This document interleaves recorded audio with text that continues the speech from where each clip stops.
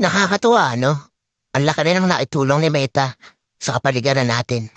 Lalo na tuwing umaga, wala ka na halos makita ang mga chismosa na nakatumpok dyan sa labas ng bahay nyo. Halos bihira na nga rin silang tumumpok dyan eh. Paano kasi? Mas gugustuhin pa nila na mag-isip ng content para sa reels nila maghapon. Oo, ayaw na nila makipagchismisan o makitumpok dyan sa labas ng bahay nyo. Actually, yung atensyon nila imbis na makipagchismisan, napunta na lang talaga sa pagre-reels. At ito pa ha, imagine ninyo.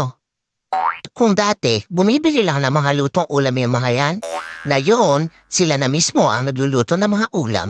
At kahit pritong itlog, inire-reels pa.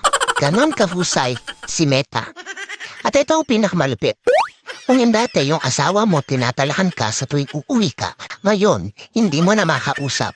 Kasi busy na sa pagla-live o hindi kaya busy sa panonood ng live. At ang mas matindi, hanggang madaling araw, nakikipag-engage na lang siya dahil wala na siyang pakialam sa'yo. Ang husay ni Meta, no?